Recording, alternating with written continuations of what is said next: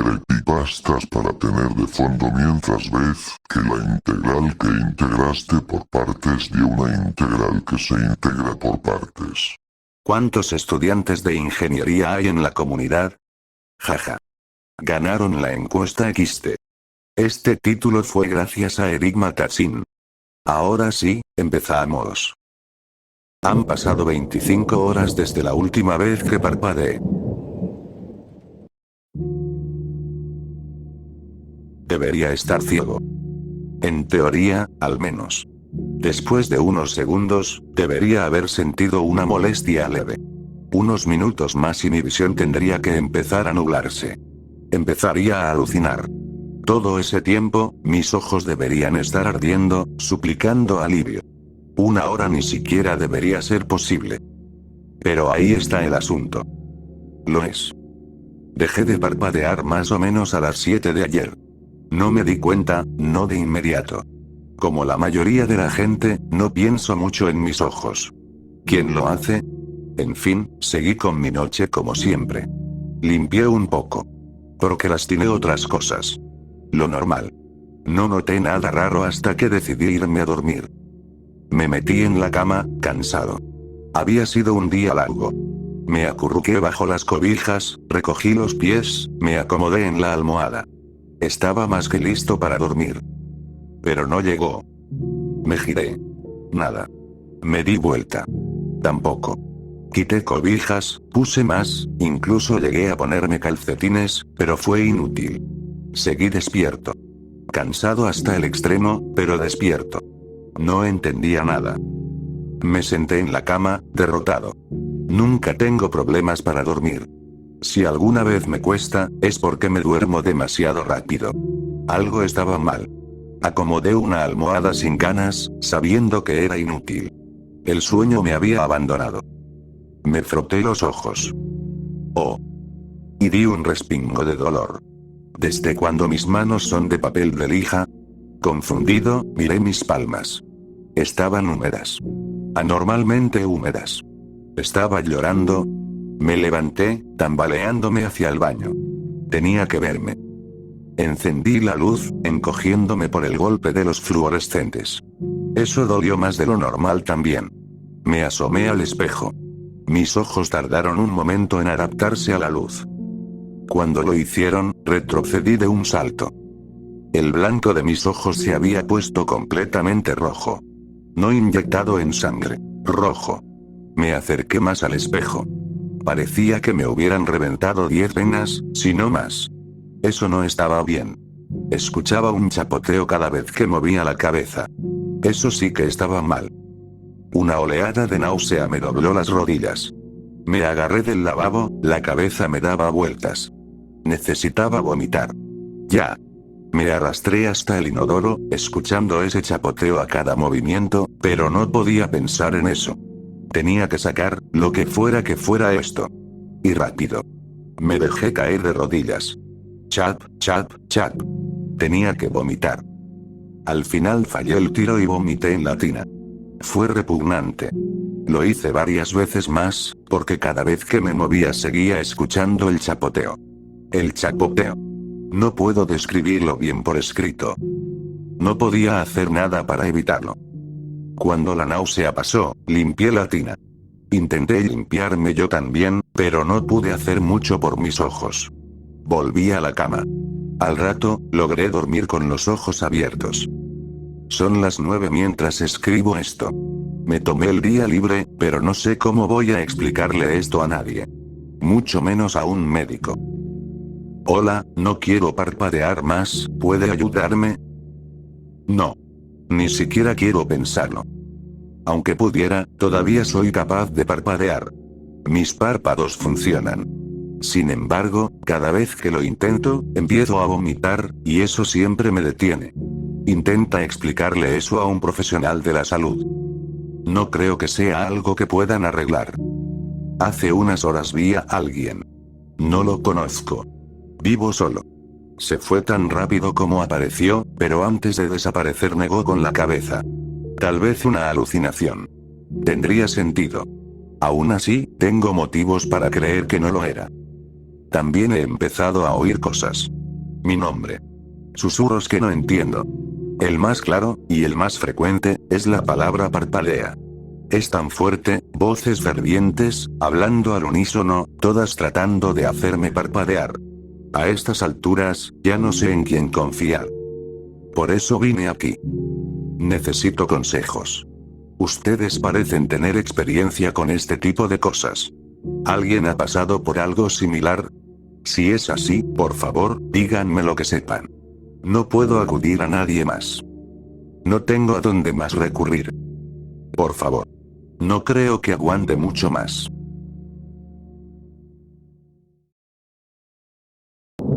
Acabo de escuchar mi nombre transmitido en una emisora de números. Una estación de números acaba de transmitir mi nombre. Eso fue hace una semana. Soy un adicto. Cualquier cosa que caiga en mis manos, la abuso. Drogas, sexo y todo lo que haya en medio. Pero mis adicciones no se limitan a lo convencional.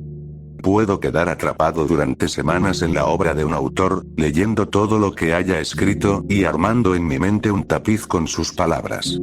Mi comportamiento no ha cambiado mi vida por completo, no es como lo muestran en la televisión. No he sacrificado todo por mis hábitos. Aún. Mi nueva adicción ha resultado ser la más peligrosa de todas. Me obsesioné con las estaciones de números. Hay tantas transmitiendo en las ondas, emisiones misteriosas en tiempo real, misterios abiertos al público. Me uní a varias comunidades en línea, y juntos tratábamos de entender por qué existían esas transmisiones. Era emocionante. Trabajábamos en grupo, escuchábamos las emisiones al mismo tiempo y luego intentábamos descifrarlas, entender qué decían y, sobre todo, a quién se dirigían. Éramos una unidad. Y aunque no siempre lográbamos resolverlas ni descubrir su propósito, sentíamos que estábamos haciendo algo. Nos sentíamos como detectives modernos, los rechazados y marginados unidos contra el mundo. Hice buenos amigos en esos sitios. No podíamos compartir una cerveza como la gente normal, y casi nunca hablábamos de nuestras vidas personales, pero uno llegaba a conocer a alguien cuando realmente se comprometía con un objetivo. Queríamos saber más. Empecé a explorar estaciones fuera del grupo asignado. Había una a la que me apegué especialmente. Era nueva, y tenía algo distinto. Se transmitía por la noche, y la voz hablaba con un acento inglés lento y entrecortado. Era la voz de una mujer. A menudo incluía referencias bíblicas, difíciles de notar si no conocías el funcionamiento de las estaciones. Esa se volvió mi especialidad, y con el tiempo, mi enfoque principal. No sabía todo sobre ella, pero estaba empezando a comprender qué era. Todo cambió hace una semana.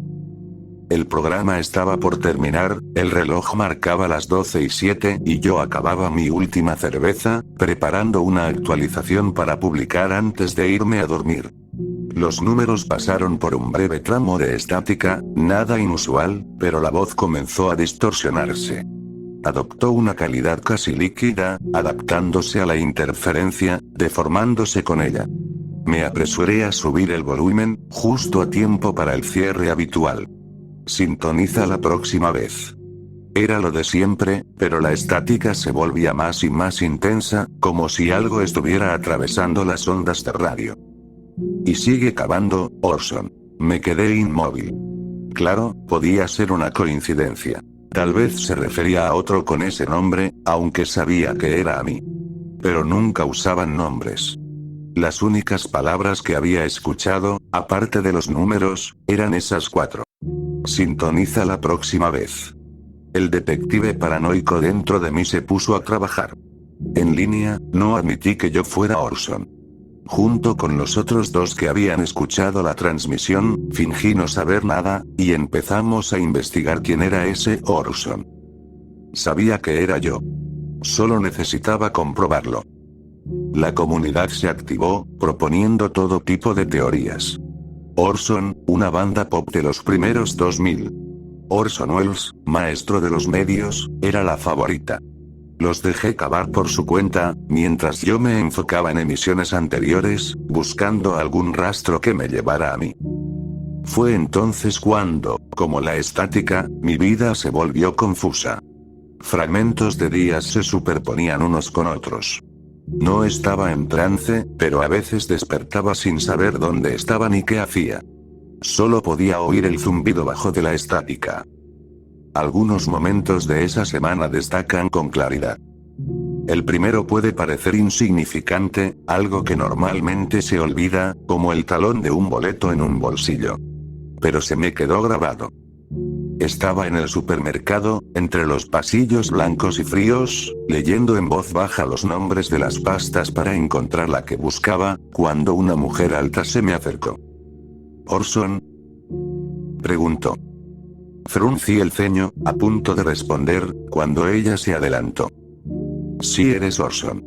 Nos conocimos, creo, continuó, con un tono ligeramente robótico, mientras yo fingía recordar la conversación. No tenía idea de quién era, pero no quería ser grosero, así que mentí cuando fue necesario y traté de ser vago. La charla se volvió extraña, y sus preguntas más insistentes, hasta que intenté irme. Ella me dejó marchar y caminó con un paso rígido hacia la salida. Al irse, se giró y dijo: 127. Orson, 127. Mientras trataba de entender ese raro adiós, noté que no había comprado nada. De hecho, nunca había tenido nada en las manos. Cuando intento recordarla, solo me viene a la mente una silueta oscura, y en mi imaginación siempre está detrás de mí, aunque sé que hablamos frente a frente. Esa noche, todavía confundido por lo ocurrido, sintonicé la estación. Terminó igual que antes, mencionando mi nombre. Sigue cavando, Orson.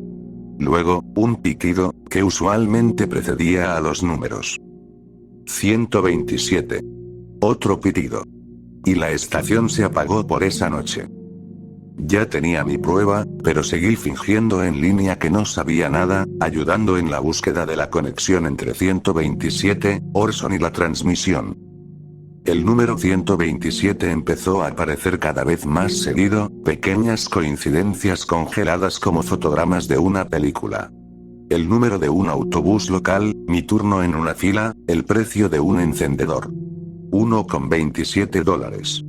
También seguía viendo a la mujer, siempre justo antes de que apareciera el número.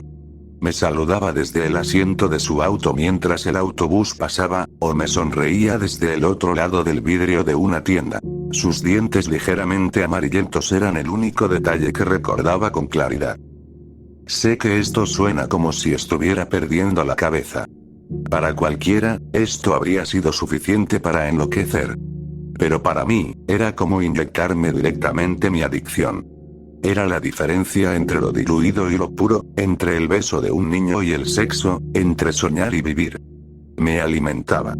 Yo era parte del misterio ahora.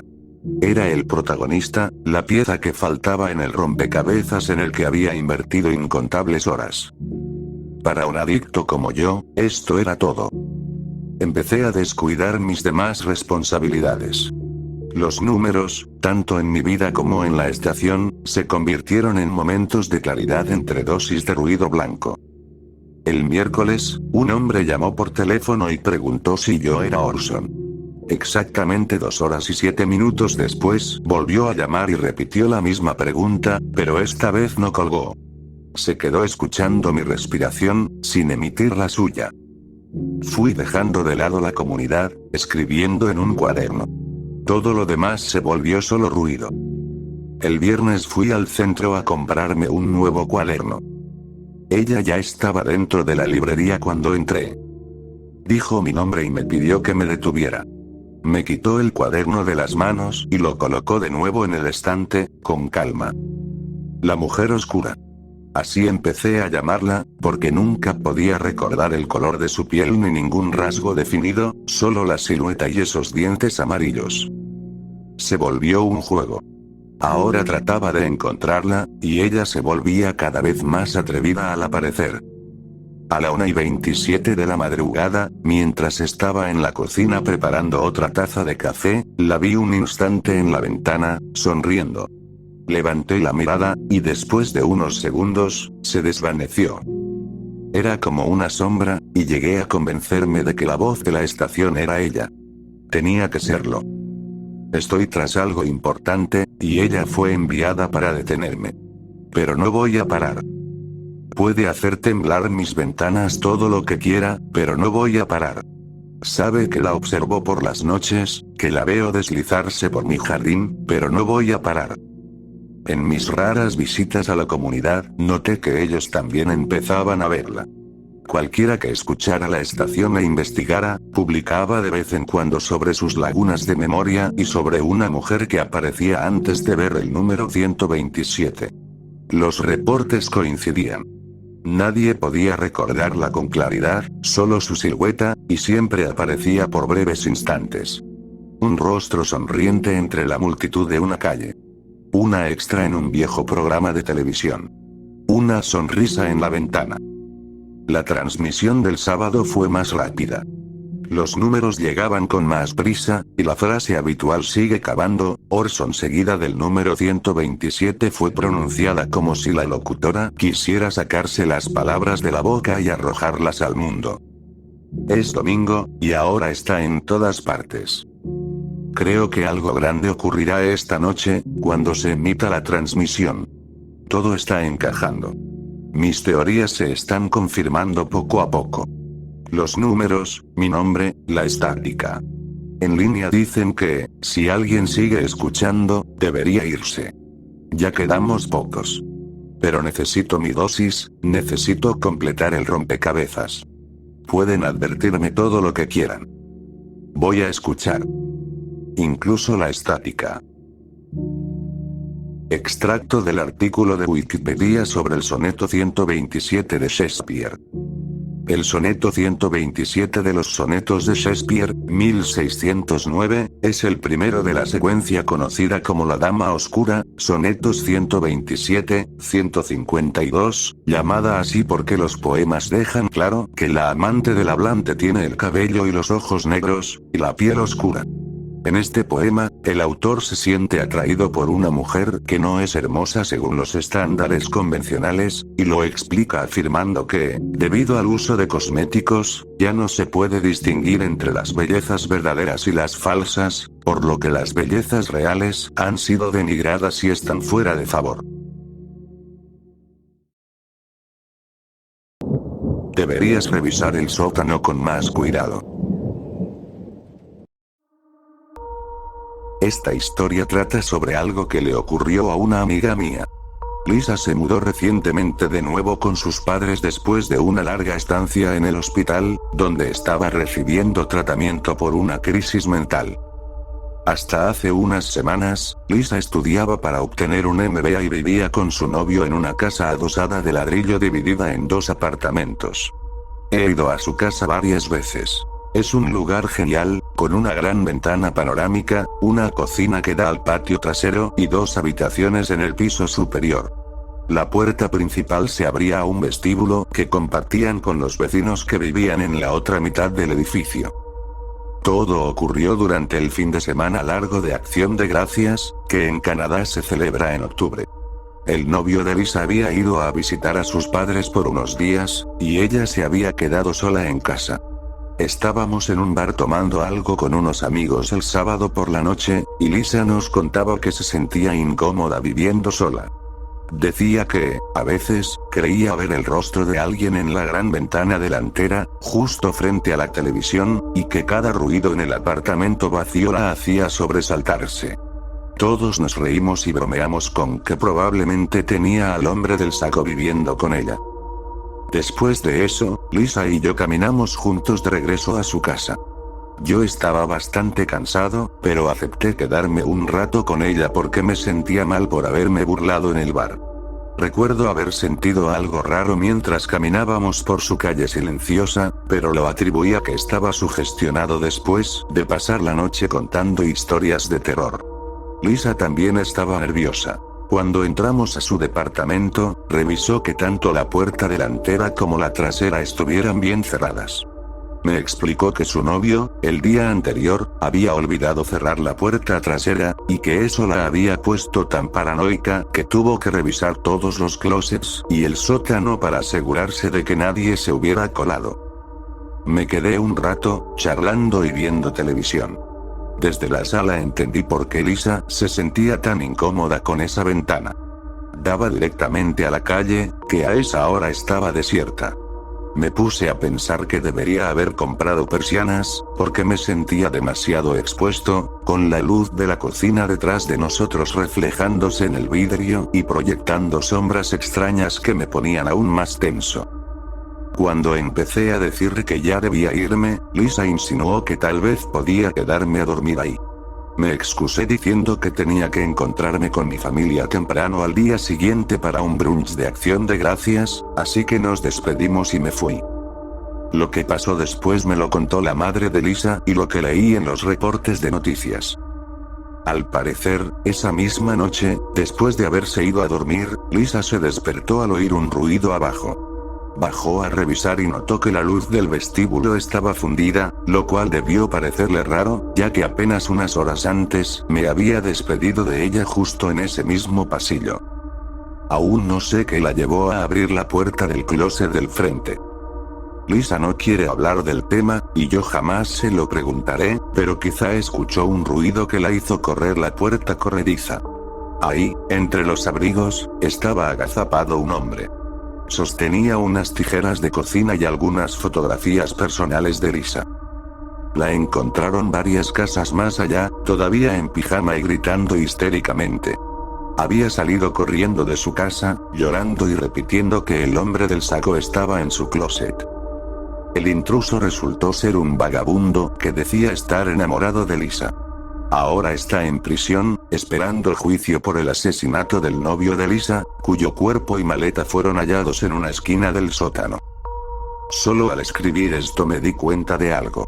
El rostro que Lisa veía en la ventana no podía haber sido alguien mirando hacia adentro. Si ella estaba escondido dentro de la casa, entonces lo que ella vio fue el reflejo de alguien mirando hacia afuera.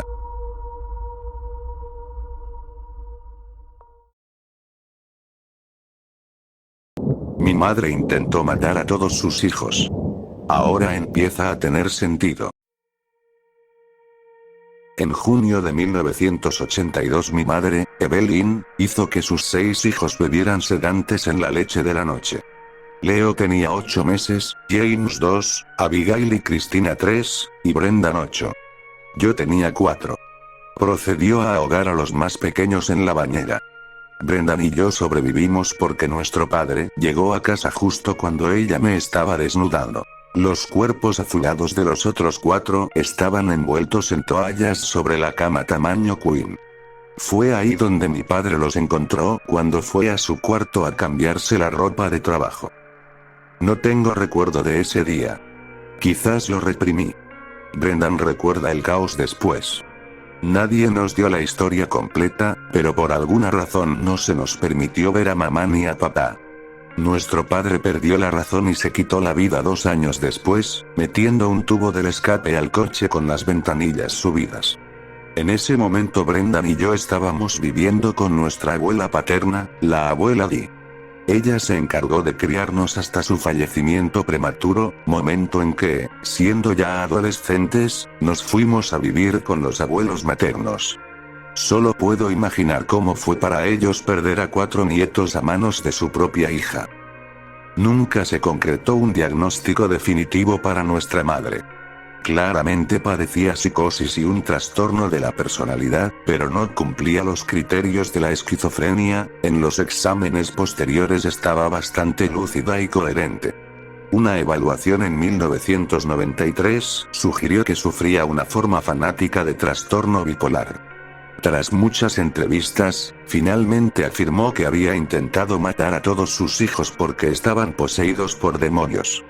Quería salvar nuestras almas antes de que cometiéramos pecados mortales. Nuestra familia era presbiteriana. Íbamos a la iglesia semanalmente, por lo que recuerdo, pero ninguno de nosotros era tan devoto como ella. No supe de esas entrevistas hasta que tuve 18 años y lo investigué por mi cuenta. El resto de la familia nunca nos explicó por qué lo hizo. No fue ella, fue la enfermedad la que habló, dijo la abuela Beatriz con los ojos llorosos. Los amaba a todos. Tanto. Mi madre murió por complicaciones de una infección en 2005. Nunca hablé con ella ni le escribí una carta. Me arrepiento de eso ahora. Aunque fuera solo para decirle que tenía razón.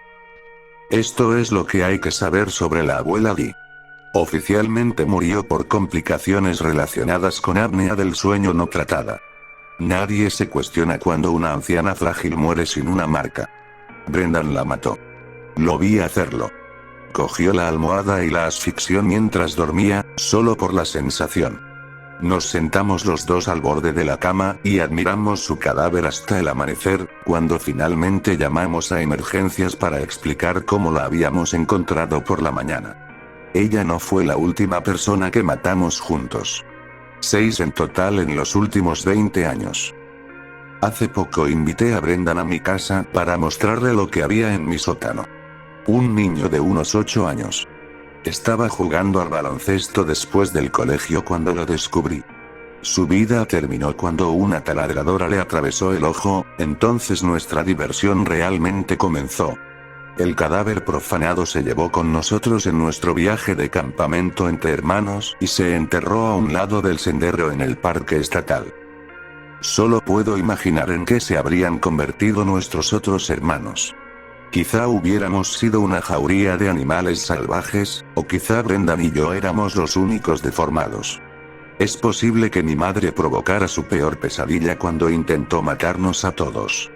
Tal vez eso nos convirtió en lo que somos, o tal vez una madre simplemente sabe.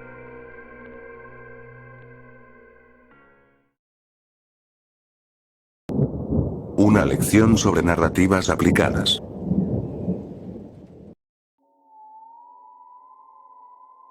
Déjame contarte sobre los asesinatos del Hospital Farbrook. Le llamaban monstruo, al tipo que mató a esas 5 personas, la mayoría inmóviles, todas enfermas. Supongo que sí era un monstruo en el sentido moral, pero lo demás, especialmente lo de que no era humano, es pura tontería. A los humanos nos gustan las narrativas. Estructura, flujo, continuidad. Queremos héroes y villanos, víctimas y testigos. Todo eso que hace que la vida se sienta más como una película escrita y dirigida por alguien, en lugar de un revoltijo estúpido y caótico sin principio, medio ni fin. Hay un cierto consuelo amargo y empalagoso en todo ese cliché. Creo que por eso todo se infló hasta convertirse en leyenda urbana, porque se le podía dar una narrativa. Algún tipo de significado intrínseco más allá de la simple aleatoriedad. Orden en medio del caos, como intentar desenredar un resorte de 10 kilómetros. Todos pueden dormir un poco más tranquilos si el coco tiene un rostro. Lo que me parece gracioso, personalmente, porque el tipo que mató a toda esa gente apenas tenía rostro. Su nombre era Patrick Russo, o Pat para sus amigos de copas. Lo sé porque trabajé unos meses para su esposa antes de que todo se pudriera. En ese entonces no era un asesino, y mucho menos un asesino en masa. No, Pat era solo otro infiel de poca monta. Un degenerado más entre millones. Yo no soy policía, soy investigadora privada, y espiar a tipos como Pat es mi pan de cada día. El día en que los seres humanos dejen de ser infieles y calientes, me muero de hambre en la calle. Probablemente por eso evito las relaciones como si fueran una enfermedad. Lo he visto de primera mano, una y otra vez. La monogamia es solo otra mentira que nos contamos para sentirnos mejor sobre lo corta que es la vida. Antes de juzgarme por cínica, te recomiendo que me escuches. A ver si logras entender mi punto de vista. La esposa de Pat, Lydia, era una mujer rara. Me recordaba a un topillo, o algún otro roedor pequeño, con una peluca de quiero hablar con el gerente. He hecho mucho dinero con gente como ella, eran paranoicas, todas, pero casi siempre tenían razón en sus sospechas.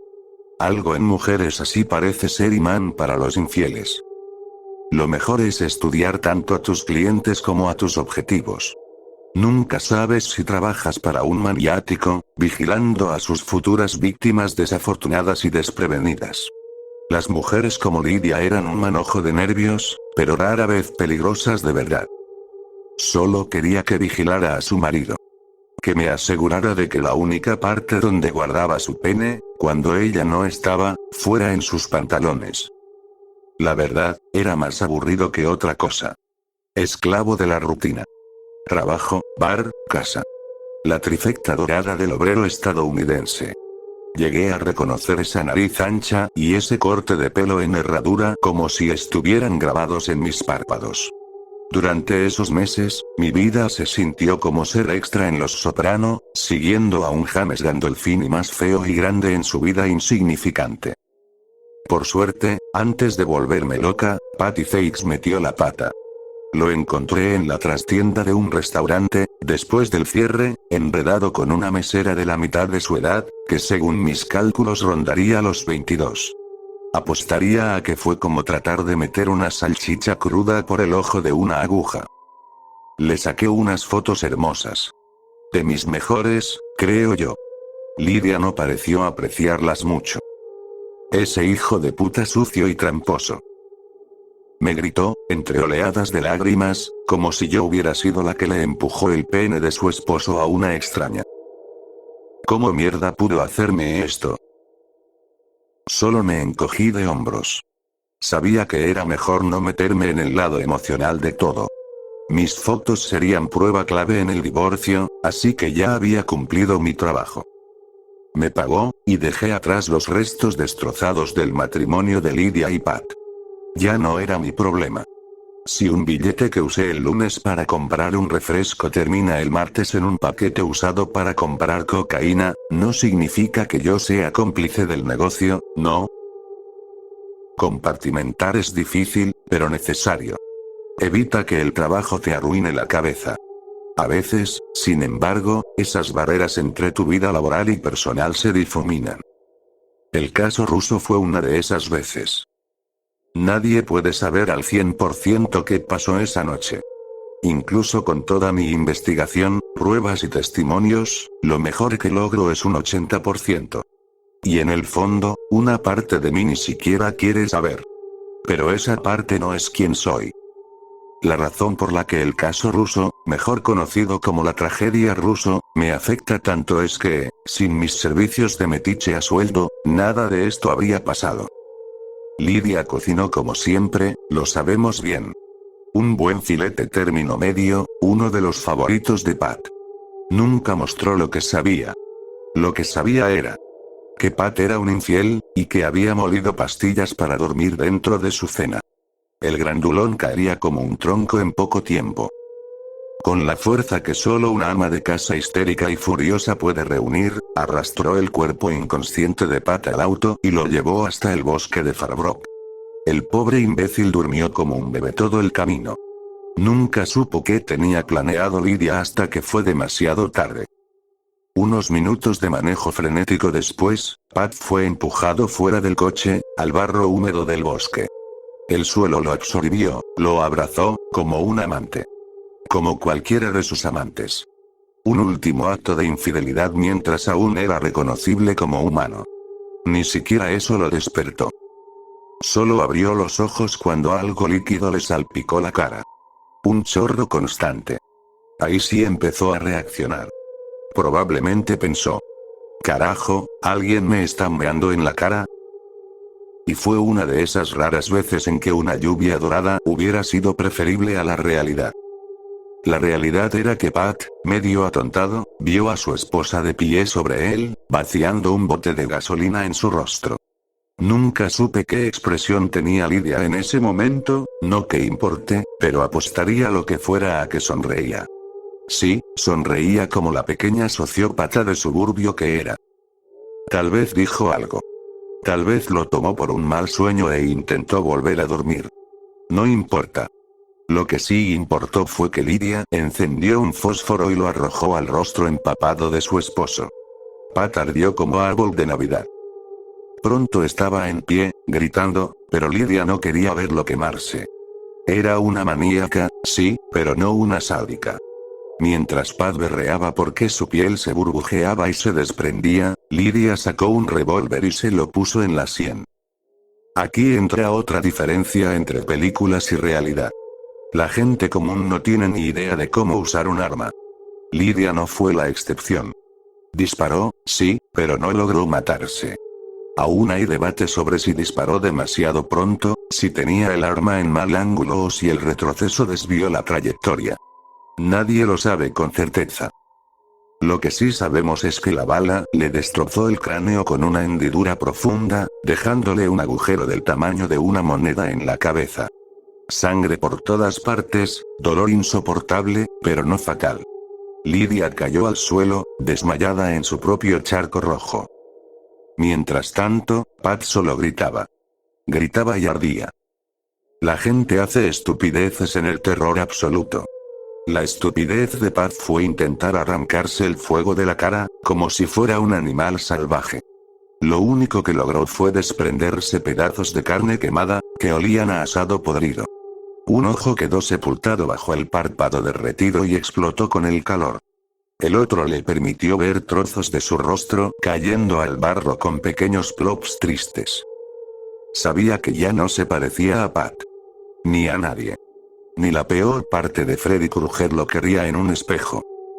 En un instante de claridad, hundió su cara en la tierra húmeda.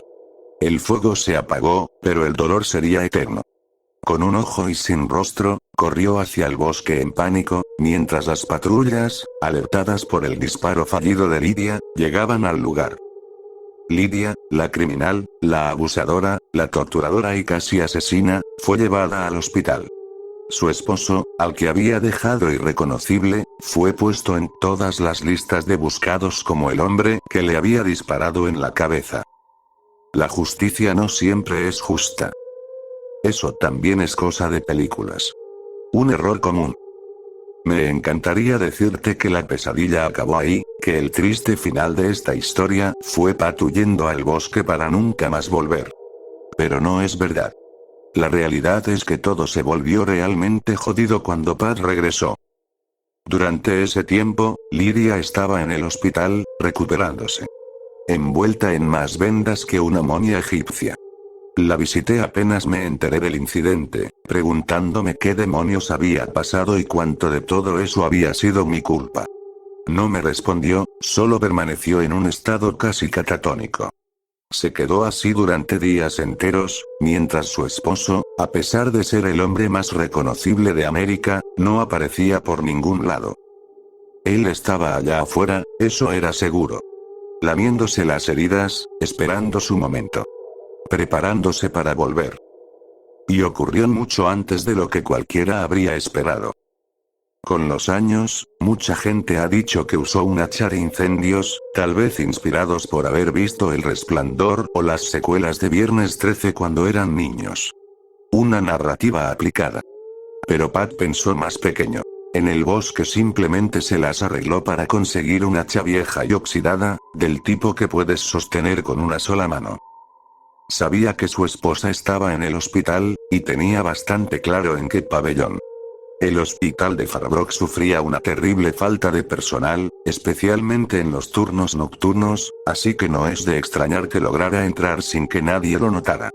Tras romper una ventana, la criatura que alguna vez fue Pat Russo deambulaba por los pasillos manchados de cloro, con el hacha colgando de un manojo de dedos quemados. Buscando a su esposa. Buscando a la persona que lo había traicionado, como él la había traicionado a ella. No me gusta justificar el adulterio, de hecho, me quedaría sin trabajo sin él, pero no hace falta ser un experto en leyes para saber que prender fuego a alguien vivo era muchísimo peor que un simple engaño. Creo que estaba claro que Lidia nunca pensó que él sobreviviría. Ese pequeño detalle fue lo que le costó la vida. Pat encontró el pabellón. Había 5 personas allí. Todas mujeres, todas terriblemente heridas. Todas envueltas en vendas y usando batas de hospital. El problema es que el único ojo de Pat ya no servía bien después del incendio.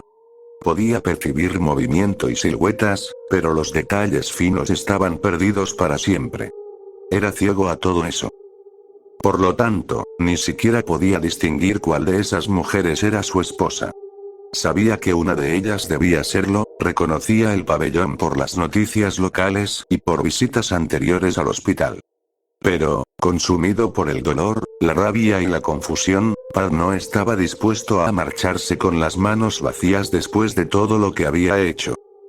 No, tenía pensado hacer que valiera la pena el viaje. Fue de cama en cama, descargando el hacha en golpes crueles y veloces que partían frentes y destrozaban rostros.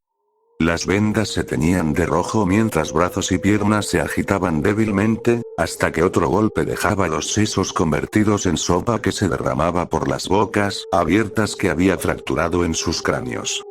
Pat asesinó a cada una de las personas en el pabellón, las 5, dejando las paredes salpicadas como un lienzo de Jackson Pollock en tonos rojos y púrpuras. Lydia estaba entre ellas, sin recibir un trato especial.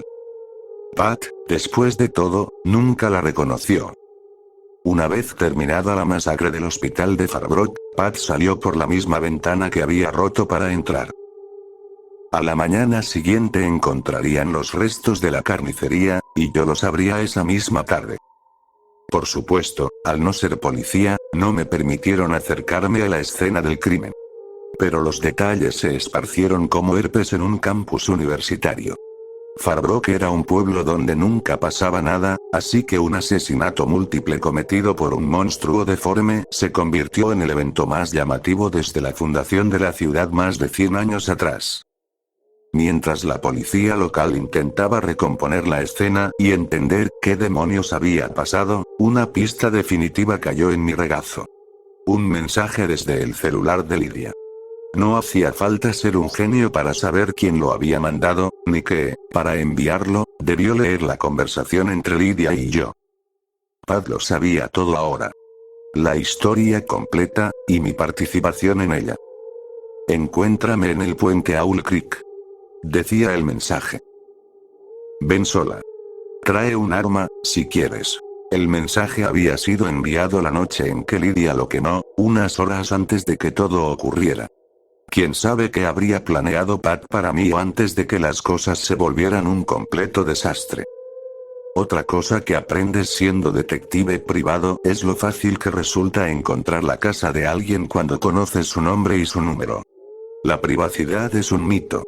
Así que, con el riesgo de que Pat apareciera sobre mi cama por la noche y me hundiera su hacha en la cara, decidí que lo mejor era enfrentarlo en sus propios términos. Después de todo, puede que ni siquiera estuviera enojado conmigo.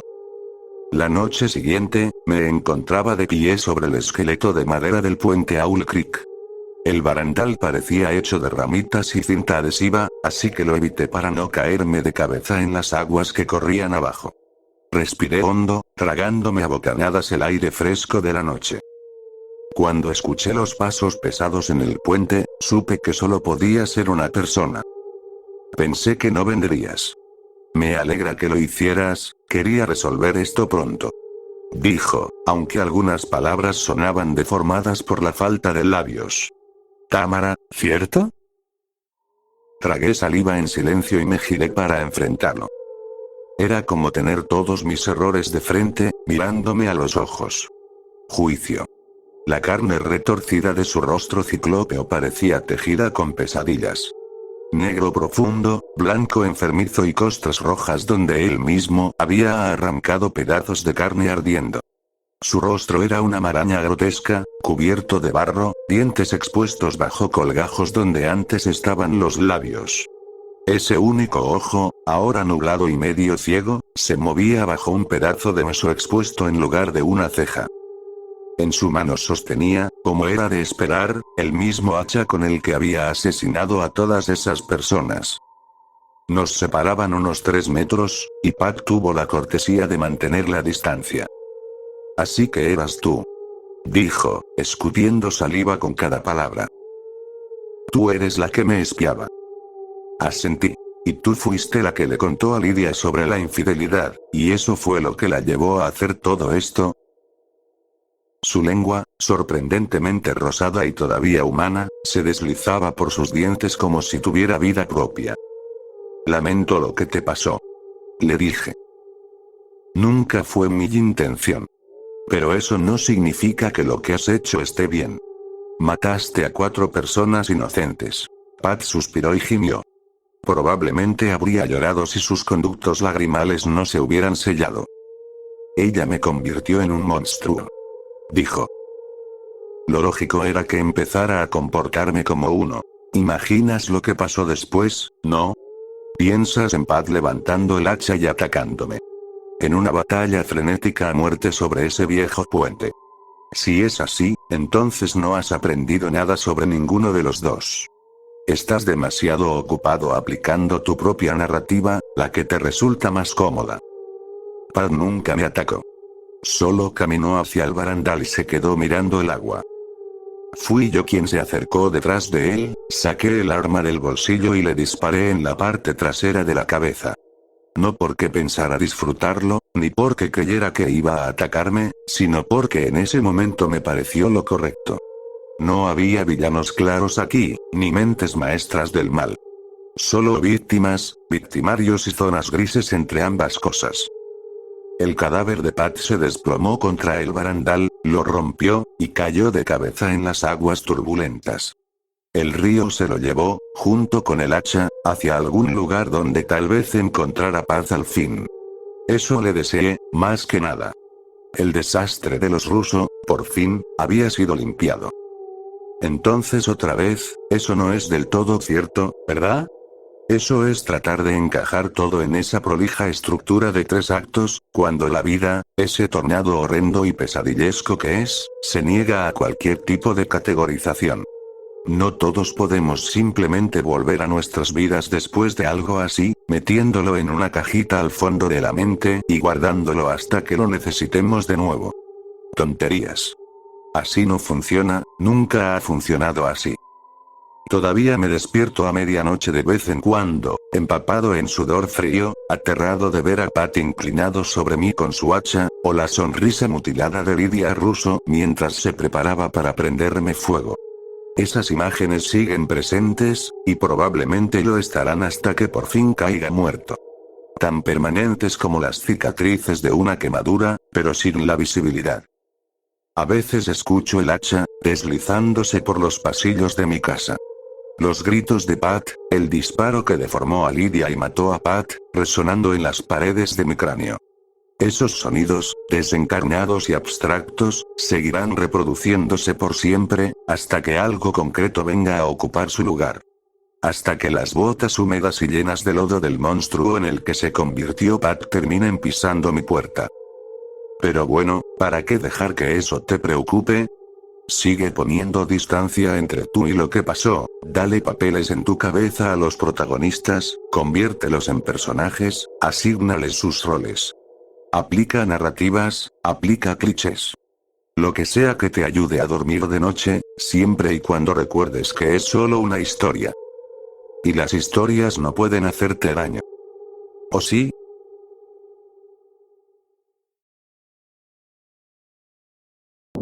Sé que esta no es nuestra hija, pero no dejaré que mi esposa la mate. Nuestra hija había estado desaparecida durante 3 días antes de que la policía la encontrara y la trajera de vuelta a casa. La abrazamos, lloramos y reímos. Estábamos aliviados y tan felices de tenerla con nosotros otra vez. Esa felicidad duró poco. No era nuestra hija. Se veía como ella, pero no era ella. Mi esposa se sumió en la desesperación. Yo me volví retraído. No sabíamos qué hacer. Cada día intentábamos mantener una sensación de normalidad. Normalidad en un mundo actualmente anormal. Ambos trabajábamos desde casa debido a la situación de salud del momento. Nos levantábamos cada mañana, sacábamos a Ana de la cama, alimentábamos a la perra, hacíamos el desayuno, y observábamos cómo Ana se sentaba en silencio en la mesa, mirando fijamente su plato vacío. ¿Qué le pasa?, me susurró mi esposa mientras mirábamos a Ana observar el televisor con la misma expresión vacía. Nuestro perra, Rosie, que solía sentarse al lado de Ana mientras veía la tele, estaba extrañamente ausente. No lo sé. Le respondí. Ana giró la cabeza, sus ojos grises y opacos nos observaban sin parpadear. ¿Qué eres? ¿Dónde está nuestra hija? Gritó mi esposa. Ana volvió a mirar su programa. Con el paso de las semanas, yo seguía con la rutina diaria. Mi esposa empezó a desmoronarse. No podía dormir, quemaba la comida y rompía platos. Luego rompía más platos por la rabia de haber roto uno. Traté de consolarla, pero no sabía cómo. Una noche, algo cambió para mí. Arropé a Ana en la cama y tomé el libro de cuentos de su mesa de noche. Siempre le leía a Ana, a la verdadera Ana, cada noche. Y también lo había estado haciendo con esta. Era el único momento en que parecía mínimamente atenta. Abrí el libro, pero me detuve al escuchar algo detrás de mí. Rosie había empujado la puerta del dormitorio y entró caminando. Saltó sobre la cama y apoyó la cabeza en la pierna de Ana. Como solía hacerlo antes, con la verdadera Ana. Algo dentro de mí se rompió. Lo supe, Dios mío, lo supe. Nuestra Ana se había ido. Lo sentí en mi corazón, en mi alma. Ana no iba a regresar. Estaba muerta. Empecé a llorar. Puse mi mano sobre la cabeza de Rosie. Ana extendió la suya y tocó la mía. La miré a los ojos grises y sonreí entre lágrimas. ¿Quieres que te lea? Le pregunté.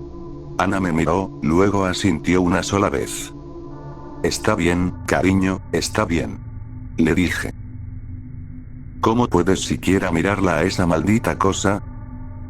Me gritó mi esposa. No es una cosa, es una persona. Es nuestra hija. Le grité de vuelta. Mi esposa no soportaba la manera en que yo había estado tratando a Ana últimamente, como si fuera realmente nuestra hija. Podía entender mucho de lo que sentía, claro, pero estaba empezando a perder la cabeza. Incluso a volverse violenta. Llegué a escucharla llamar traidora a Rosie. No estaba bien. Quizás deberías volver a llamar a ese psicólogo. Le sugerí con voz más calmada. Vete al carajo. Gritó, y me cerró la puerta de la habitación en la cara. Acababa de terminar de leer Un bolsillo para Corduroy, uno de los favoritos de esta Ana, cuando escuché un estruendo en la cocina. Rosie levantó la cabeza de la cama, con las orejas erguidas. Amor, ¿estás bien? Grité. Mi esposa no respondió.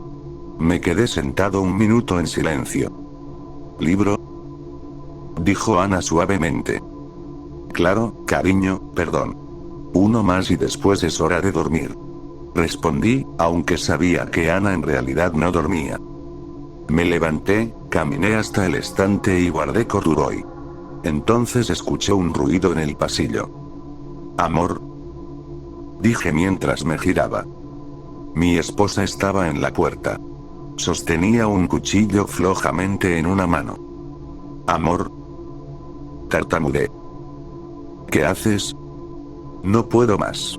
Dijo. Di unos pasos hacia ella, con los ojos fijos en el cuchillo. Se movió rápido, levantando el cuchillo y lanzándose hacia adelante. Fue todo tan rápido, tan caótico. Rosie ladraba, yo gritaba incoherencias, mi esposa chillaba y agitaba el cuchillo. La sujeté por la cintura y la arranqué de la cama. El cuchillo cayó y lo recogí. Me giré hacia Ana. Ella estaba sentada en la cama. Tenía una abertura en la cara, desde debajo de la nariz hasta la barbilla. No había sangre. Ni siquiera es humana. Sollozó mi esposa desde el suelo. Acabas de intentar matar a Ana. No es Ana, es un maldito monstruo. Eso lo prueba. Me incliné y observé el rostro de Ana. Ella me miró y sonrió. Dejé a mi esposa llorando en el suelo. Tomé a Ana, a Rosie, mi billetera, mascarillas y mis llaves, y nos subí al auto. Mi corazón palpitaba con fuerza. ¿Qué acababa de pasar? ¿Qué demonios acababa de pasar? Mi esposa había intentado matar a Ana. Y Ana, estaba herida pero, estaba bien. Sin sangre. Solo carne abierta. Conduje hasta otro condado y nos detuvimos en un motel. Sostuve a Ana en mis brazos, con el rostro rajado cubierto por su mascarilla rosa de tela. Pregunté en recepción si aceptaban mascotas. El chico del mostrador se encogió de hombros y dijo: solo no fumes, antes de darme la tarjeta de la habitación. Cuando entramos, senté a Ana en la cama. Rosy saltó a su lado y lamió la herida donde mi esposa, oh Dios, donde mi esposa la había cortado. Fui al baño y me arrojé agua en la cara. Estaba agotado. Me tumbé en la cama y busqué la mano pequeña de Ana. La apreté entre las mías y me quedé dormido. Me despertó un fuerte golpe. Alguien estaba aporreando la puerta. Rosy estaba allí, con las orejas hacia atrás, gruñendo bajo. Miré por la mirilla. Era mi esposa. ¿Cómo demonios? Mi teléfono. Toqué mi bolsillo. Ahí estaba. Ella debía haber rastreado la señal. Iney, abre la puerta, abre la maldita puerta. Abrí apenas, con la cadena puesta para que no se abriera del todo. ¿Qué haces aquí? Le solté entre dientes. ¿Por qué la proteges? Es nuestra hija y le cortaste la cara. No es nuestra hija, no es nada. Rosy me empujaba por detrás de las piernas, intentando mirar a través de la puerta. Traté de apartarla con el pie. Entonces la puerta me golpeó en la cara y caí hacia atrás. La maldita cadena se había roto por la mitad y mi esposa ya estaba dentro de la habitación. Intenté ponerme de pie, pero me dio una patada en las piernas y luego en el costado. Basta. Basta. Grité. Rosy ladraba. Tenía que levantarme. Tenía que llegar hasta Ana. Estaba desesperado, aterrado, me sentía mareado y con náuseas. Me giré para quedar boca abajo y tratar de ponerme de rodillas para tener más apoyo. Mi esposa no dejaba de darme patadas. Finalmente logré levantarme. Corrí hacia la cama y me puse entre Ana y mi esposa. Su rostro estaba cubierto de lágrimas y mocos, los ojos desorbitados, enloquecidos. Detente, por favor, detente. ¡Ey! Gritó alguien desde la puerta. Mi esposa y yo nos giramos al mismo tiempo y vimos al chico del mostrador de recepción. Estaba mirando a Ana. Su rostro. La estaba mirando justo en el corte de su cara. Mala jugada, chicos. Dijo en voz baja. Escucha. Empecé a decir. ¿Quién hizo eso? Preguntó. ¿No lo entiendes? Tenía que mostrarle que eso no es una persona, que es algún tipo de monstruo. Gritó mi esposa. El chico se estremeció al escuchar la palabra monstruo. Necesito que venga conmigo ahora, señora. Dijo extendiendo la mano hacia mi esposa. Amigo, no llames a la policía, escucha, podemos. Me detuve en seco. El chico tenía los ojos de Ana. Fríos, grises, vacíos. ¿Qué carajo está pasando? Mi esposa sollozaba. El chico le tomó la mano y la guió hacia afuera de la habitación. Mañana mandaré a alguien a arreglar la cadena. Dijo. Espera, ¿a dónde la llevas? Tranquilo, no pasa nada. Cuida a tu niña. Cerró la puerta. Me senté en la cama. Sentía el cuerpo helado. Rosy se acercó y se sentó a mi lado. Ana extendió la mano y acarició la cabeza de Rosy. Perro bueno. Dijo. Puse mi mano sobre la de Ana. Mi corazón seguía acelerado. Le tomé la mano con fuerza, tratando de calmar mi respiración entrecortada. A lo lejos escuché un grito breve.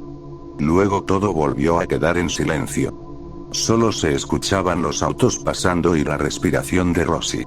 Apreté más fuerte la mano de Ana.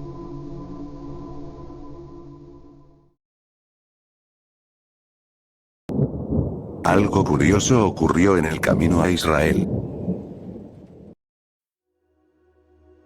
Sé que mucha gente le tiene miedo a volar. Estar encerrado en un tubo de metal surcando los cielos puede poner nervioso a cualquiera. Yo nunca he sufrido de esos temores. Cuando analizo esa calma me doy cuenta de que es mi aceptación de la muerte. Respiro profundo cuando el avión se sacude y cierro los ojos, dejándome arrullar hasta dormir. No está en mis manos, y si el avión se estrella en el océano o contra tierra a esa velocidad, moriría al instante, así que no hay razón para temer al dolor. El miedo comenzó cuando desperté tosiendo polvo. Al principio me preocupaba que mi tos despertara a los demás pasajeros. Me tomó un momento darme cuenta de que los dos que iban a mi lado habían desaparecido. No le di mucha importancia y alcancé la botella de agua que nos habían dado, buscando las últimas gotas. Sentía los ojos hinchados de lágrimas contenidas. La garganta me ardía de lo seca que estaba. Toqué el botón de servicio en la pantalla del asiento, queriendo más agua. Fue entonces que vi que los asientos frente a mí también estaban vacíos. Todos. Con cautela miré alrededor. Partículas de polvo flotaban en el aire, haciéndome estornudar y toser más. Era como estar parado junto a una fogata húmeda cuando las cenizas vuelan hacia ti. Nadie estaba en sus asientos. La irrealidad de la situación me paralizó el corazón por unos segundos. Todas las pantallas seguían reproduciendo las películas como si nada. No había alarmas, ni luces de advertencia. El avión estaba vacío. Seguramente no podía estar completamente vacío. No habíamos aterrizado en ningún lado. Me habría despertado con el golpe de las llantas en la pista. Mirar por la ventana no ayudaba. La profunda oscuridad de la noche no mostraba dónde estábamos. Ni estrellas, ni luces de ciudad abajo. Con otro ataque de tos me arranqué el cinturón y me puse de pie. Una gruesa capa de polvo me cosquilleaba los pies en las pantuflas. El suelo había cambiado. De alfombrado pasó a parecer una playa de arena oscura. «Hola», llamé. «Shalom, bebé casa». Son 24 horas de tránsito desde Australia a Israel con 2 vuelos. El vuelo a Hong Kong fue tranquilo, pero supe que este sería distinto cuando vi un escuadrón antibombas haciendo inspecciones aleatorias en la pasarela. Seleccionaban a jóvenes al azar y revisaban sus maletas con una máquina marcada con el símbolo de radiación. He viajado mucho, pero no estaba acostumbrado a tanta seguridad. Mi primer pensamiento fue: terroristas. Fui a revisar primera clase. El polvo se levantaba con cada paso, obligándome a toser y cubrirme la boca. La cabina era lo único que quedaba, y entrar ahí era más difícil que colarse en la bóveda de Fort Knox. Aún así, golpeé la puerta. No salió ningún sonido del otro lado, aunque quizá era tan gruesa que no podía escuchar nada. Mis propios golpes probablemente sonaban como golpecitos suaves al otro lado. Algo extraño me llamó la atención. Normalmente el mapa de ruta de vuelo me parecía aburridísimo, lo equivalente a ver secar la pintura.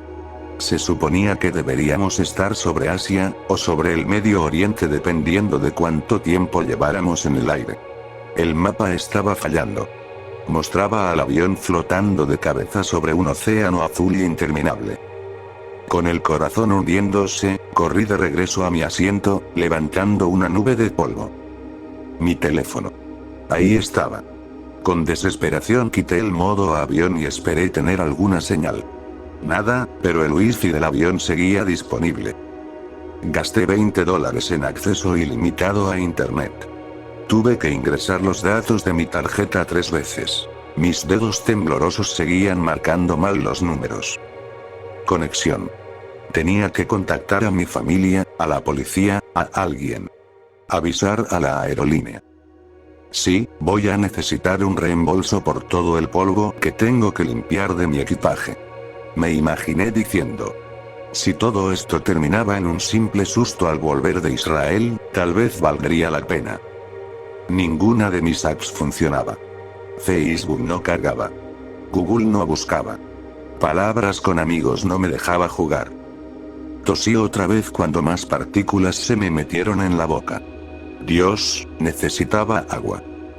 El sistema de entretenimiento tenía una sección de noticias.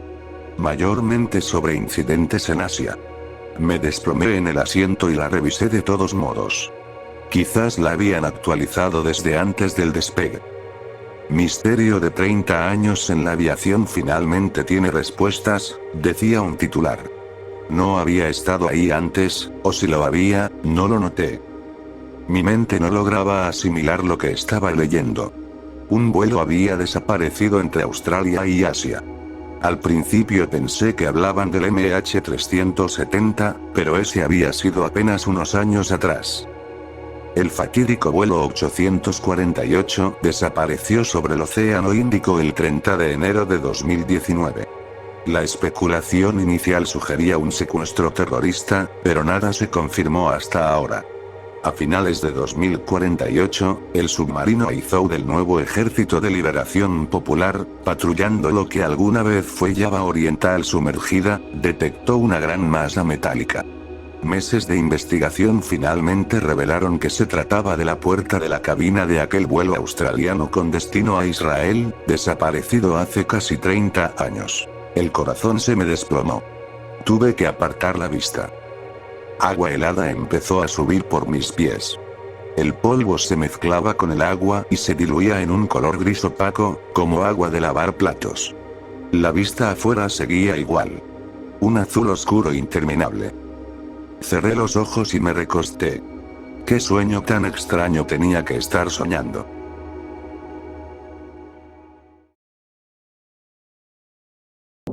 Me pagaron por vigilar una habitación a la que no me permitieron entrar.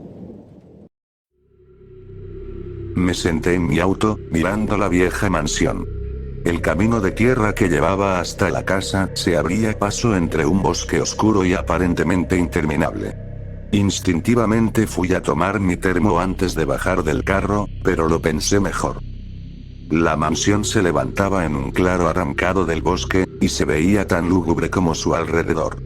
Las maderas de la fachada habían sido comidas por la podredumbre o por termitas, y había varios agujeros grandes en las paredes exteriores. Los árboles alrededor del edificio ya habían empezado a crecer de nuevo, y sentía como si el bosque estuviera amenazando con devorarlo todo otra vez. De 3 pisos, la casa sobresalía por encima de la línea de los árboles. Una fila de escalones viejos y astillados conducía a un enorme par de puertas de roble. Toqué una de ellas y esperé. Desde dentro escuché una voz apagada que dijo: un momento. Antes de que una mirilla se deslizara. Un par de ojos inyectados en sangre me escudriñaron durante unos segundos, y luego la puerta se abrió con un crujido. Detrás de ella estaba una mujer consumida por la edad, cuya cabeza apenas llegaba a mi pecho. Vestía una bata púrpura descolorida que caía hasta el suelo y del cuello le colgaba una gran cruz de madera. «Usted es el nuevo guardia, supongo», dijo, mirándome fijamente. «Sí, señora», respondí, tratando de sonreír y parecer profesional. Ella entrecerró los ojos y soltó: «¿No lo reconozco de algún lado?». Gruñí para mis adentros. Seguro me había visto en las noticias. Esos buitres del Canal 6 no habían hablado de otra cosa que no fuera de mí durante toda una semana. «No, debo estar equivocada», murmuró ella, sacudiendo la cabeza y haciéndome una seña para entrar. Aliviado, la seguí, notando que la bata se arrastraba por el suelo detrás de ella. La puerta se cerró con un golpe sólido. El vestíbulo estaba lleno de muebles que probablemente no habían sido limpiados en 30 años. Una gruesa telaraña colgaba entre un sofá y una pequeña mesa a su lado. Justo enfrente había una escalera que subía hacia un pasillo oscuro, con 2 tramos más que descendían a cada lado. Seguía a la mujer mientras se esforzaba en subir. El lugar era espeluznante, pero ella se veía tan frágil que resultaba ridículo tener miedo. Mientras avanzábamos por el pasillo, personas de aspecto distinguido nos observaban desde retratos al óleo. Todos llevaban las mismas túnicas púrpuras y las mismas cruces que mi anfitriona. Al final del pasillo había una puerta negra con un triángulo rojo tallado al frente. Frente a la puerta había un sillón verde y a su lado una mesita con una lámpara que apenas iluminaba el rincón. Señalando el sillón, la mujer dijo: «Este será su puesto». Por favor, permanezca en esta silla entre las 10 de la noche y las 6 de la mañana. Ni intente abrir la puerta, verá que está cerrada. Levantó una llave de metal desgastada que colgaba de una cuerda en su cuello. Esta es la única llave, y me la llevo conmigo. Su habitación es la primera a la derecha, arriba de las escaleras. Fue directa, pero yo ya estaba acostumbrado a ese trato. Cuando uno cobra por vigilar algo, el cliente no te ve como una persona. Eres solo una alarma con piernas. Era igual cuando fui policía, solo que entonces tenía un compañero con quien hablar. Su primer turno es esta noche, dijo la mujer mientras se dirigía a una puerta a mitad del pasillo. Le daré su pago completo cuando regrese el martes. Si tiene hambre durante el día, la cocina está en la planta baja. Hay comida de sobra. Por favor, relea las reglas que establecimos por teléfono y sígalas al pie de la letra. Me dejé caer en el sillón y la observé sacar una maleta de la habitación para luego caminar hacia la puerta principal. No pidió ayuda, y yo no la ofrecí. Soy guardia, no botones. Escuché encender su auto y luego el sonido del motor apagándose en la distancia. Estaría solo por 3 noches.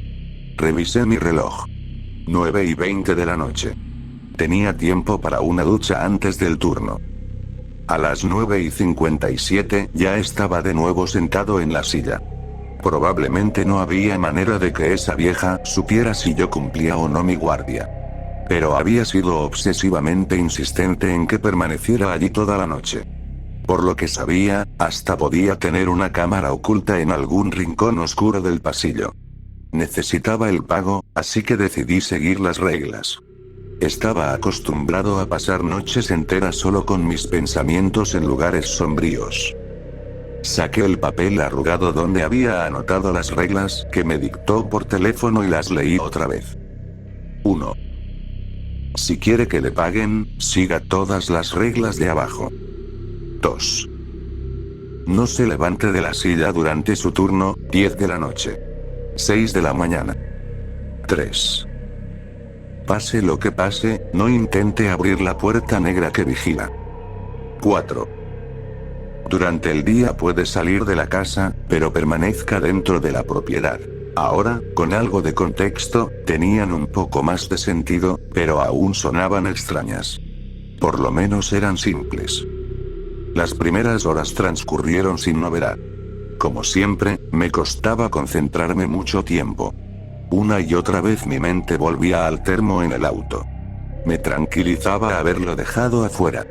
No lo necesitaba para sobrevivir una noche. 1 o 2 veces miré hacia la puerta negra a mis espaldas, pero no sentía demasiada curiosidad por lo que estaba cuidando. Supuse que sería alguna obra de arte cara o joyas antiguas.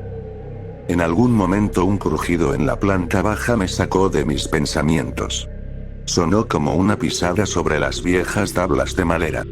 Me incorporé, escuchando con atención. La anciana me había dicho que estaría completamente solo, pero cualquiera podría haber entrado. Quise ir a investigar, pero la insistencia en las reglas me detuvo. No iba a perder mi pago por un maldito crujido.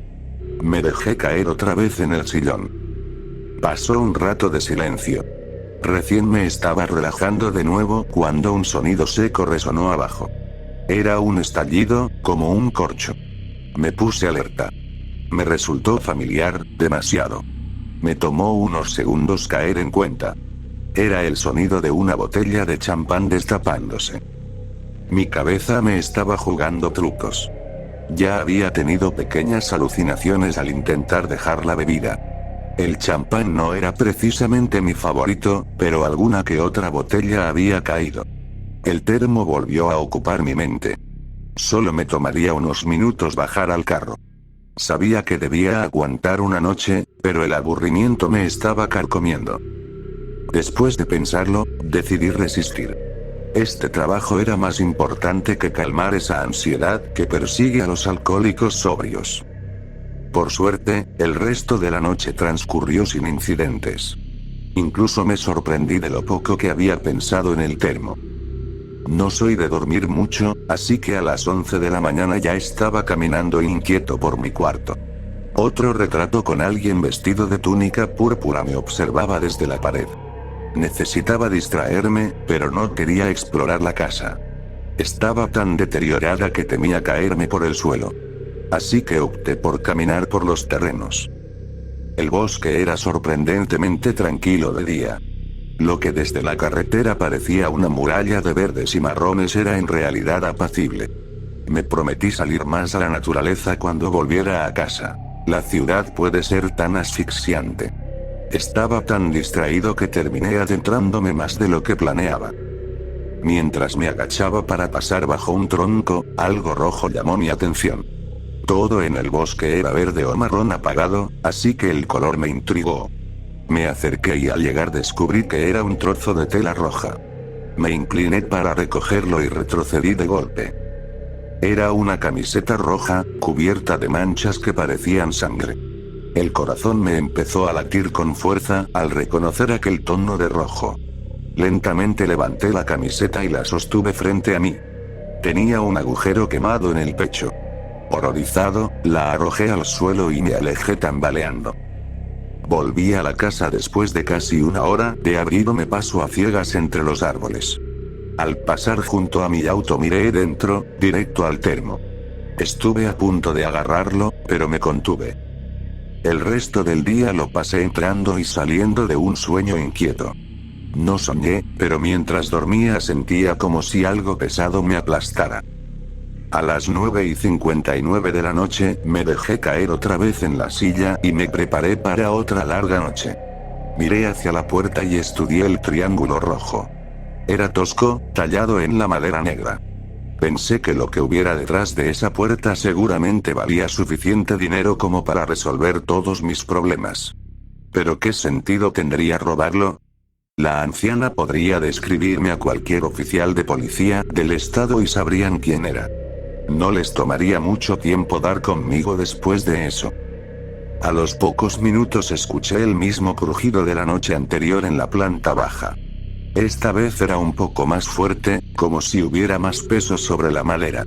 Un segundo crujido resonó, luego un tercero. Sonaban como pasos. No tenía idea de cómo un ladrón podría siquiera saber de este lugar tan apartado, pero empecé a pensar que lo que estaba custodiando podía ser más valioso de lo que imaginaba. Los pasos retumbaron en las escaleras. Puse mi mano sobre la culata de mi pistola y grité. Quien sea que esté ahí, estoy armado. Los pasos se detuvieron. Quise levantarme para ver quién estaba abajo, pero algo me lo impidió. La anciana había sido demasiado insistente en que no me moviera de la silla, pasara lo que pasara. Lentamente, los pasos continuaron. Saqué el arma y apunté hacia el pasillo. Una figura humana apareció en la escalera, envuelta en sombras. Empezó a caminar hacia mí, así que grité. Esta es mi última advertencia. Si no te detienes ahora mismo, te voy a volar un agujero en el pecho. Está bien. Respondió una voz familiar. Solo procura apuntar mejor esta vez. Mi mano se aflojó y la pistola cayó en mi regazo. La figura se acercó y vi que era él. Su piel estaba manchada de gris, y sus ojos eran completamente blancos, pero lo reconocí al instante, incluso después de todos estos años. Llevaba la misma chaqueta y la camiseta roja, aún con el agujero en el pecho. La última vez dolió mucho, Peter. Sentí como si todo mi cuerpo ardiera, y luego de pronto me invadió un frío insoportable. Estuve frío mucho tiempo, creo que seguí vivo más de lo que pensabas. La vida me abandonó muy despacio. Me quedé mirándolo sin poder cerrar la boca. Traté de convencerme de que era otra alucinación del síndrome de abstinencia, pero jamás había imaginado algo con tanto detalle. La figura metió la mano en su chaqueta, sacó mi termo y lo rodó hacia mí. Toma, bebe un poco, te ves fatal. Dijo el chico. Ah, y en el sótano hay más, mucho más. Después de eso, se dio media vuelta y se alejó. Era demasiado para mí. Terminé el whisky del termo a tragos grandes. El mundo me daba vueltas, pero al menos era una sensación conocida. Me quedé largo rato mirando la pistola. El alcohol me adormecía un poco, pero nunca apagaba la culpa. Nunca lo hacía. Es irónico, puedo emborracharme tanto que olvido mi propia dirección, pero el recuerdo de la noche en que lo maté siempre permanece intacto. Necesitaba más, lo suficiente como para perder la conciencia. La advertencia de la anciana sobre no abandonar la silla no pudo contra ese impulso. Bajé a trompicones hasta el sótano. No había mentido. Había 5 estantes llenos de botellas. No tardó en llegar esa oscuridad familiar que me arrastraba lejos de todo. Fue un alivio bienvenido. Lo último que pensé fue en su rostro. A la mañana siguiente subí cojeando las escaleras, con un dolor de cabeza insoportable. La noche anterior era un borrón, solo quería tirarme en la cama y dormir una semana entera. Pero me congelé al llegar al pasillo. La puerta al final del corredor había sido arrancada de sus bisagras. Al acercarme vi que todos los cuadros al óleo habían sido destrozados, desgarrados en pedazos. La puerta negra yacía dentro de la habitación, con profundos surcos tallados en la madera. El triángulo rojo había desaparecido por completo. Dentro, la habitación estaba pintada de negro y casi vacía. Solo había un pedestal blanco, a la altura de mi cintura. En su base se encontraban los fragmentos de una estatua. Uno de ellos era una cabeza grotesca, con un rostro casi humano. Me costaba enfocarla, pero su expresión estaba torcida en un gesto de furia salvaje. La anciana fue encontrada muerta a finales de esa semana. El noticiero dijo que habían descubierto a 5 personas, todas en sus 80s, en un departamento. No dieron muchos detalles, pero el presentador usó específicamente la palabra desmembrados. Llamé a uno de mis pocos amigos en la fuerza y me confirmó que había sido una escena espantosa. Cada uno de los 5 tenía símbolos extraños grabados en el cuerpo, y les faltaba la mano derecha. Nunca encontraron las manos. Además, estaban vestidos con túnicas púrpuras y sentados en círculo, como si hubieran estado realizando un ritual. Creo que la anciana y su grupo habían estado conteniendo lo que vivía en esa mansión por mucho tiempo. No sé si el ritual pretendía desterrarlo para siempre o era solo una parte de algo más grande. Tampoco sé por qué me dejó con vida. Tal vez sabía que nadie iba a creer las palabras de un ex policía patético y en desgracia. Ya no duermo. Cada vez que lo intento, me persigue el mismo sueño. Siempre ocurre en la noche en que lo maté. Siempre termina con yo parado sobre él, mientras se desangra en la acera. Pero ahora no puedo irme. No me deja despertar hasta que realmente muere. Lo que el chico me dijo en el pasillo era verdad. Tardó mucho más en morir de lo que yo jamás imaginé.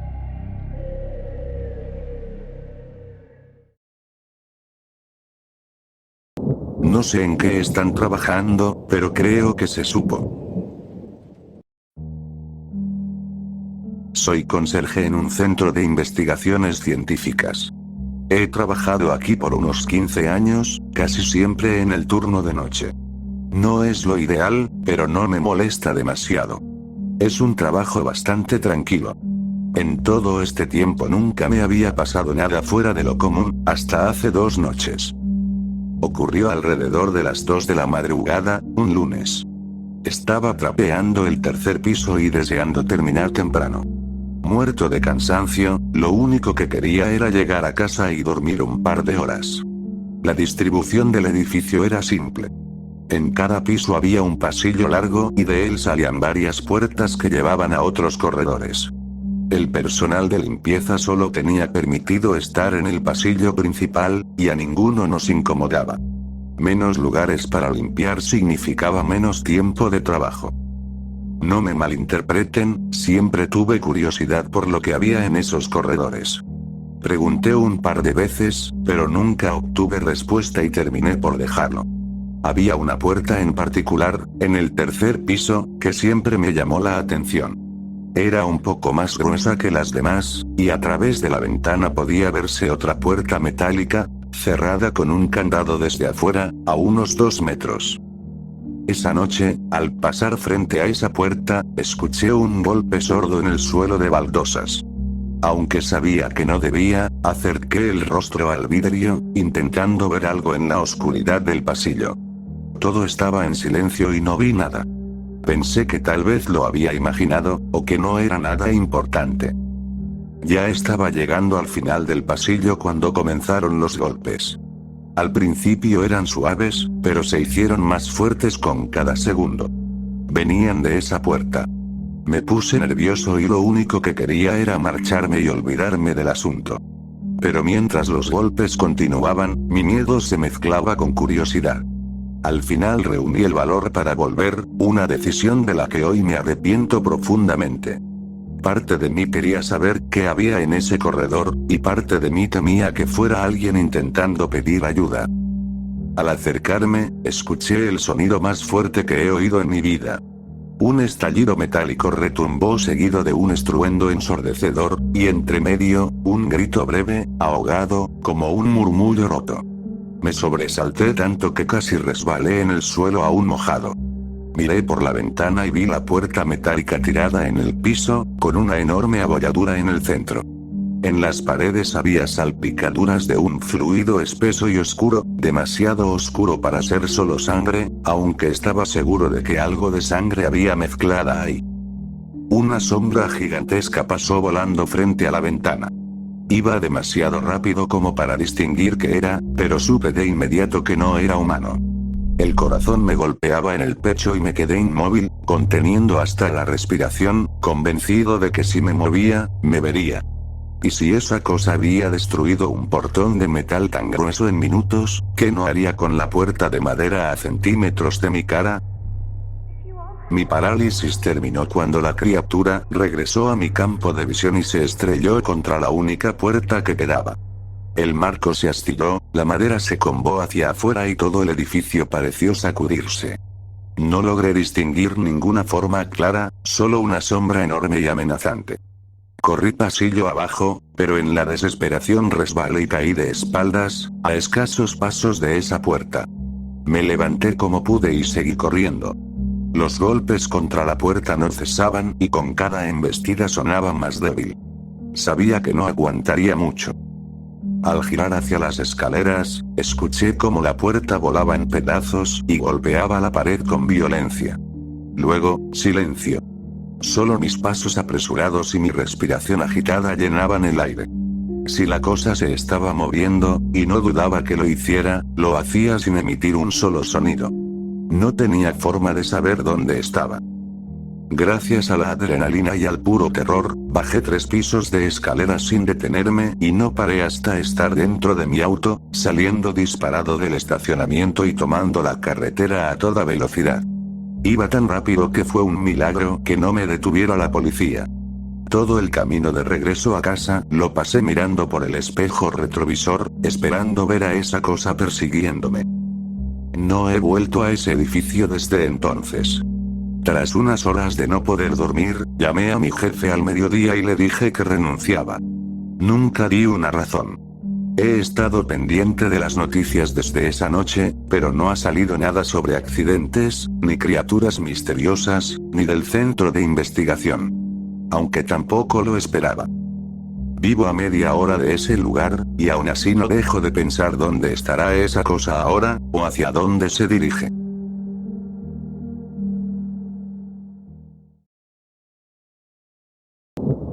El fantasma en mi apartamento no sabe quién es. Tuve suerte en algunos aspectos de tener mi propia casa a los 30, y mala suerte en muchos otros. El dinero para mi pequeño apartamento había venido del seguro de vida y la herencia de mi madre. Pasé 3 meses en nuestra antigua casa familiar hasta que los recuerdos empezaron a devorarme y me di cuenta de que no podía quedarme allí. La puse en alquiler, y usé el resto del dinero para empacar y mudarme lejos. Mi padre nunca estuvo en la foto. Era un viejo piso crujiente que necesitaba demasiadas reparaciones para lo que había pagado. Lo acepté porque se sentía como si hubiese sido vivido. Los muebles venían incluidos, estaban dañados pero eran hermosos. Mi pieza favorita era un gran sillón de terciopelo. El primer día que me mudé, noté una voz delgada viniendo de las paredes, y lo descarté como si fueran mis vecinos hablando. Era la voz de una anciana, y sonaba como si hablara sola, charlando sin parar. Era aguda, frenética y ansiosa. Desempaqué mi ropa con los auriculares puestos, su voz a veces se colaba entre los huecos de la música. Saqué mi oso de peluche, una cosa esponjosa pero desgastada que tenía desde niña. Sin saber por qué, enterré mi rostro en su pelaje y aspiré. Olfateaba a ahogar. Las lágrimas amenazaron con desbordarse de mis párpados y las parpadeé con rabia. Así tenían que ser las cosas. La primera noche fue casi insoportable. La mujer de al lado alternaba entre golpear las paredes y cantar para sí misma en tonos murmurados y frenéticos. Era tan fuerte que parecía que estaba en la habitación conmigo. Al final, fue demasiado y golpeé la puerta del apartamento vecino, esperando que la anciana respondiera y tratando de borrar la irritación de mi cara. «Hola». Un hombre de unos 30 abrió la puerta en bata, con los ojos entrecerrados. Parecía que acababa de despertarse. «Mire, sé que acabo de mudarme y no quiero ser grosera, pero ¿podría pedirle a su abuela que baje la voz? Ha estado golpeando las paredes y gritando toda la noche, y ha sido un día muy largo para mí». Él se irguió, de repente alerta. «Aquí no hay nadie más que yo. Estaba dormido hasta hace 5 segundos, así que...». Se interrumpió y me miró de arriba a abajo con una expresión que no supe leer. «Pareces una buena chica». Alcé las cejas. No estaba segura de cómo eso me ayudaría a dormir. La última mujer que vivió en ese apartamento fue Gloria Jennings, hace 5 años. Haz algo de investigación y quizá consigas que te devuelvan el dinero de ese lugar. Su rostro estaba cansado, como si hubiera tenido esa conversación incontables veces. «Gracias». Apenas tuve tiempo de decir antes de que cerrara la puerta en mis narices. Intenté dormir, pero mi mente no me lo permitió. Podía oír a la anciana llorando en las paredes y sentía que me estaba volviendo loca. ¿Cómo podía oír algo que no estaba ahí? ¿Era alguna especie de rito de iniciación del vecindario? Me levanté de la cama, mis pies resbalando contra el suelo frío de madera, decidida a llamar a la policía.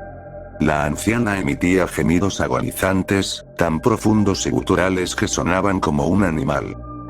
En cuanto abrí la puerta de mi sala, me puse un cardigan sobre los hombros por impulso involuntario. Sentí como si la calefacción hubiera estado apagada por horas. Me quedé helada. En el sillón de terciopelo estaba sentada la anciana. Su cabello estaba enredado en un moño apelmazado en lo alto de su cabeza, y miraba fijo al frente. La lámpara proyectaba entramados de luz sobre su piel pálida y moteada, y me estremecí. Debía haberse confundido y entrado a mi apartamento. ¿Cómo había dejado su cuidador que llegara a tal estado? «Disculpe». Grité. Mi aliento se condensó frente a mí, plateado en la penumbra. «¿Qué haces en mi casa?». Su voz era grave y ronca, como si hubiera estado gritando por horas. Mi osito estaba en su regazo, y lo apretaba con uñas sucias y sangrantes. «¿Quiere que llame a alguien por usted?». Pregunté con cautela. La incomodidad me subía por la columna y me recorría los hombros. Algo estaba mal. La forma en que sostenía su cuello estaba mal. Parecía un animal atropellado, que de lejos luce dormido hasta que ves los huesos rotos y la sangre. Retrocedí, de golpe invadida por una sensación de pavor absoluto. «¿Qué haces en mi casa?». La mujer giró y me gritó las palabras, y me di cuenta de que su columna sobresalía de su cuello, los huesos cubiertos de carne negra y trozos de vísceras. Parecía medio podrida. La electricidad crepitó y por un instante quedamos bañadas en una luz cegadora. Vi sus ojos oscuros, inyectados en sangre pero opacos como los de un cadáver. Pasé la noche temblando en mi coche. Al día siguiente, me senté en la biblioteca, revisando registros públicos de la casa. Mis ojos se cerraban del esfuerzo tras una noche sin dormir. Los documentos eran incompletos en el mejor de los casos. Pensé a quién podía llamar, quién me dejaría quedarme mientras solucionaba esto, y un dolor agudo me atravesó el pecho al darme cuenta de que no había nadie. No había nadie que me ayudara. La última había sido mi madre. Un golpe de soledad tan profundo me llenó de lágrimas los ojos. Solo quería olvidar lo que había pasado. Si mamá hubiera estado aquí, ella habría sabido qué hacer. Un nombre apareció en mi mente, negro e imborrable. Gloria Jennings. No sé por qué el hombre del piso contiguo me lo dijo, sabía que ocultaba más de lo que contaba. Pensé en ir a verlo, pero la idea de poner un pie en ese edificio me cortaba la respiración. Tecleé el nombre con manos temblorosas en los registros públicos, y una pequeña franja de información se iluminó en la pantalla como un faro. Gloria Jennings fue hallada muerta en su apartamento el jueves 6 de octubre. La mujer de 87 años falleció por traumatismo tras caer por las escaleras y padecía las etapas finales de la enfermedad de Alzheimer. Se está llevando a cabo una investigación en relación con el estado de extrema negligencia en que fue encontrada Gloria. Me apreté el pecho con las manos un momento. Imaginé a una anciana, sola y asustada en su apartamento, hablándose a sí misma porque no había nadie más que la escuchara. Pensé en la soledad insoportable de yacer al pie de las escaleras, esperando la muerte. Pensé en mi propia soledad aplastante, tan vasta y vacía que ya no sabía cómo detenerla. La noche siguiente, volví a casa. Preparé la cena, puse 2 platos y dejé uno frente a mí en la mesa mientras comía. Hice 2 tazas de té mientras veía viejos programas de entrevistas, y cuando fui a la cama, coloqué mi osito en la repisa. Recordé cómo lo abrazaba cuando era niña y tenía miedo, y cómo me hacía sentir que nada malo podría tocarme. Me desperté cuando las ventanas de la sala se abrieron de golpe, estrellándose en diminutos fragmentos por todo el suelo. Me levanté de un salto.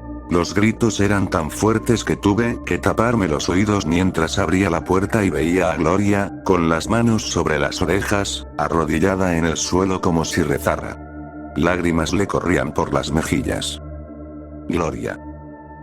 Grité por encima del rugido del viento y de sus alaridos frenéticos, y fue como si todo quedara suspendido en el aire.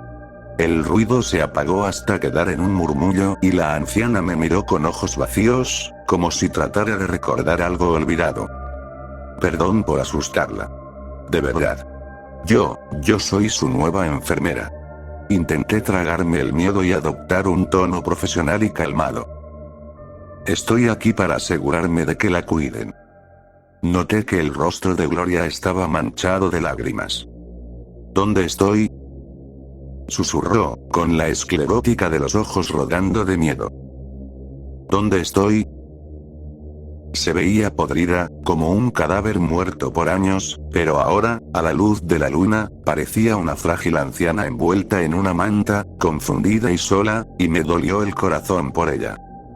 Me dio un buen susto. Pero estamos en su casa. Vamos a quedarnos aquí el tiempo que necesite. Le dije en voz baja. Recordé al osito sobre la repisa y avancé lentamente hasta tomarlo, acercándolo a Gloria y colocándolo a su lado. Lo miró un instante, luego lo tomó con manos vacilantes, como si no pudiera creer que era para ella. Es un regalo, dije.